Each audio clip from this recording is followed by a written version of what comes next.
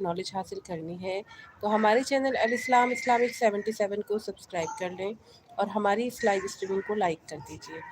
آج ہمارے اس چینل پر live streaming میں بیان کیا جا رہا ہے جس کا عنوان ہے ان آیات میں جن سے کلمہ مراد ہے۔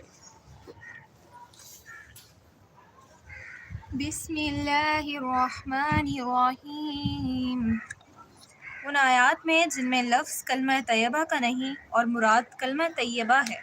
کیا آپ کو معلوم نہیں کہ اللہ تعالیٰ نے کیسی اچھی مثال بیان فرمائی ہے کلمہ طیبہ کی، کہ وہ مشابہ ہے ایک عمدہ پاکیزہ درخت کے جس کی جڑ زمین کے اندر گڑی ہوئی ہو اور اس کی شاخیں اوپر آسمان کی طرف جا رہی ہوں، اور وہ درخت اللہ کے حکم سے ہر فصل میں پھل دیتا ہو، یعنی خوب پھلتا ہو۔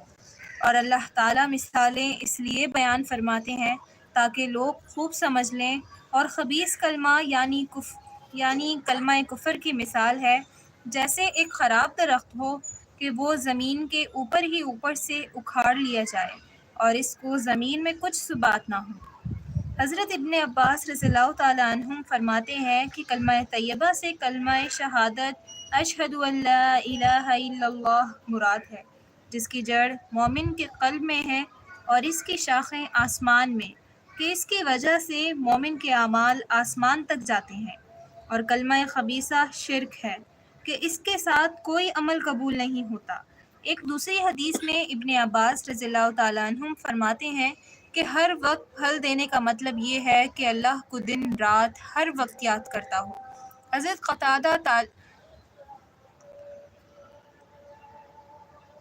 حضرت قتادہ تالجی رحمۃ اللہ نقل کرتے ہیں کہ حضور اقدس صلی اللہ علیہ وآلہ وصحبہ وسلم سے کسی نے عرض کیا، یا رسول اللہ، یہ مالدار صدقات کی بدولت سارا ثواب اڑا لے گئے۔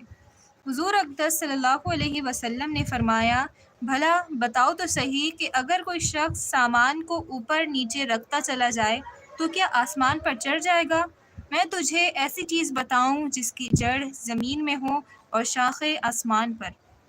ہر نماز کے بعد لا الہ الا اللہ واللہ اکبر وسبحان اللہ والحمد للہ 10 مرتبہ پڑھا کر اس کی جڑ زمین میں ہے اور شاخیں آسمان پر۔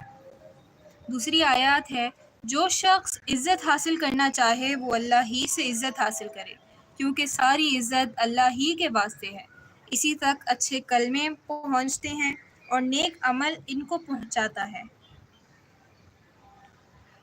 اچھے کلموں سے مراد بہت سے مفسرین کے نزدیک لا الہ الا اللہ ہے، جیسا کہ عام مفسرین نے نقل کیا ہے، اور دوسری تفسیر یہ ہے کہ اس سے مراد کلمات تسبیح ہیں۔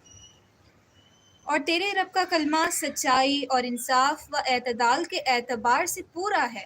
حضرت انس رضی اللہ تعالیٰ عنہم حضور اقدس صلی اللہ علیہ وآلہ وصحبہ وسلم سے نقل کرتے ہیں کہ رب کے کلمے سے مراد لا الہ الا اللہ ہے، اور اکثر مفسرین کے نزدیک اس سے کلام اللہ شریف مراد ہے۔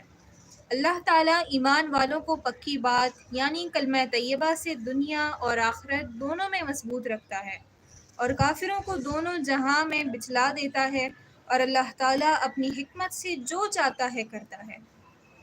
حضرت براء رضی اللہ تعالیٰ عنہم فرماتے ہیں کہ حضور اقدس صلی اللہ علیہ وآلہ وصحبہ وسلم نے ارشاد فرمایا کہ جب قبر میں سوال ہوتا ہے تو مسلمان لا الہ الا اللہ محمد رسول اللہ کی گواہی دیتا ہے۔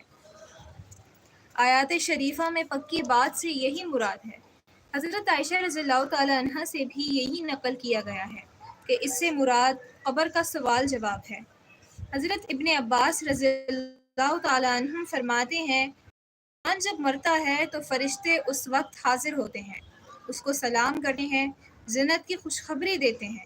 جب وہ مر جاتا ہے تو فرشتے اس کے ساتھ جاتے ہیں، اس کی نماز جنازہ میں شریک ہوتے ہیں، اور جب دفن ہو جاتا ہے تو اس کو بٹھاتے ہیں اور اس سے سوال جواب ہوتے ہیں، جن میں یہ بھی پوچھا جاتا ہے کہ تیری گواہی کیا ہے؟ وہ کہتا ہے، اشہد ان لا الہ الا اللہ و اشہد ان محمد رسول اللہ۔ یہی مراد ہے آیت شریفہ میں۔ حضرت ابو قتادہ رضی اللہ تعالیٰ عنہ فرماتے ہیں کہ دنیا میں پکی بات سے مراد لا الہ الا اللہ ہے، اور آخرت میں قبر کا سوال جواب مراد ہے۔